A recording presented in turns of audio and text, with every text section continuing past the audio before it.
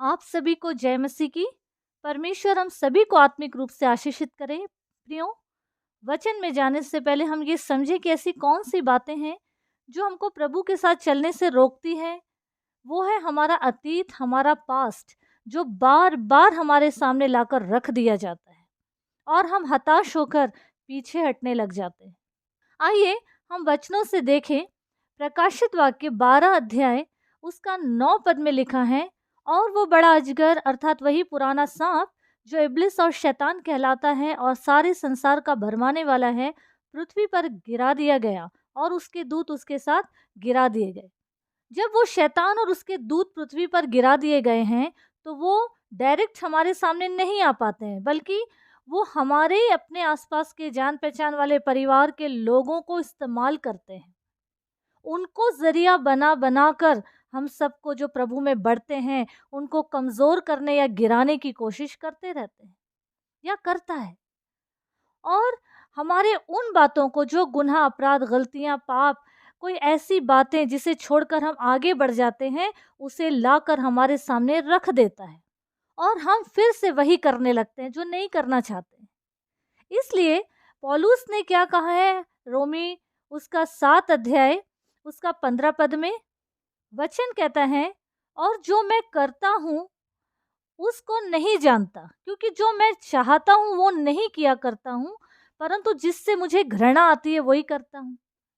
तो इसका मतलब ये हुआ कि जो काम हम नहीं चाह रहे हैं, लेकिन वो हमारे अंदर मतलब इस तरीके की बातों को ले आता है कि हम फेड अप हो जाते हैं, हम बिल्कुल टेंशन में आ जाते हैं और सोचते हैं कि अरे इस काम से अच्छा जैसे है वैसे ही ठीक है। तो ये काम में हम आगे बढ़ जाते हैं और फिर से गुनाह अपराधों में चले जाते हैं। प्रियो, एक बात याद रखिए, शैतान की चालों से डरना नहीं है हमको।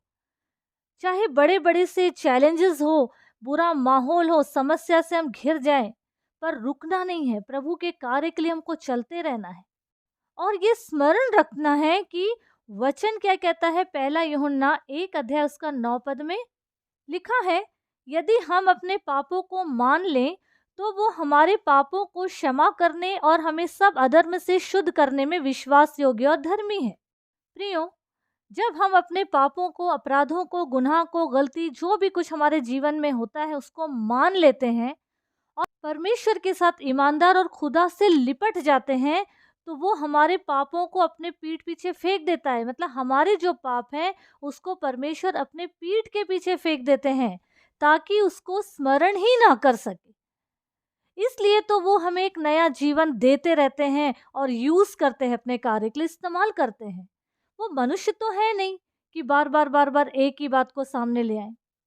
ये सच है कि शैतान हमारे अधर्म के कामों को स्मरण दिलाता रहेगा।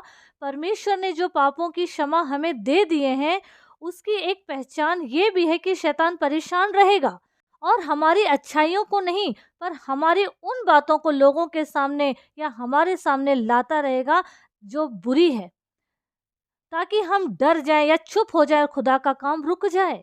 एक बात तो तय है कि जो काम हम करके छोड़ दिए या जो पास्ट हमारा हम भूल गए, परमेश्वर ने भी छोड़ दिया, भूल गए, पीठ पीछे फेंक दिए, पर हमारे जीवन में जो आसपास के लोग होते हैं, घर से हो बाहर से हो, वो हमारी बुराइयों को कैलकुलेट करते रहते हैं ताकि हमें नीचे गिराए।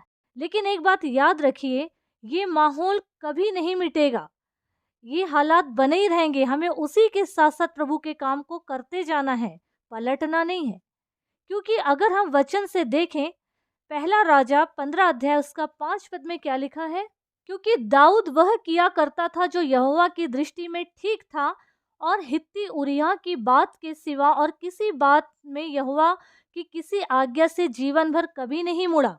क्या लिखा है, दाऊद की तमाम अच्छाइयों का जिक्र है, उसके बाद भी क्या कहा गया है कि वो हित्ती उरिय्याह की बात के सिवा, वो गुनाह उसका कभी नहीं मिटा, लेकिन इसके बावजूद भी उसने अपनी अच्छाइयों को छोड़ा नहीं। इसलिए इस वचन से कुछ सीखना है हमको, और इसका उसका सबका सुन सुनकर खुद को अपाहिज का जीवन नहीं बनाना है, क्योंकि वो ऐसे माहौल बनाता है शैतान कि हम संकोच और शर्मिंदगी में अपने जीवन को काटे और वो हमें हमेशा शर्मसार जीवन देने की कोशिश करेगा, करता ही रहेगा।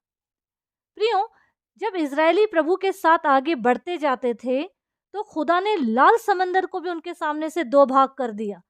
तो हमारे जीवन की ये समस्या जो छोटी-छोटी नदियों की बराबर है, तो क्या परमेश्वर उसको पार कराने की सामर्थ्य नहीं रखते हैं क्या? रखते हैं। इसलिए जब परमेश्वर का हाथ थाम लिए हैं हमने, वो साथ है तो पूरे भरोसे के साथ चलते रहें, प्रभु के नाम के लिए, उसके काम के लिए, बाकी सब प्रभु की इच्छा पर छोड़िए। प्रभु यीशु हम सबों को आगे बढ़ाएंगे और चलाते रहेंगे। प्रभु यीशु इस वचन के द्वारा हर एक को सामर्थ्य से भरकर अपने कार्य के लिए यूज करे। आमीन, आमीन।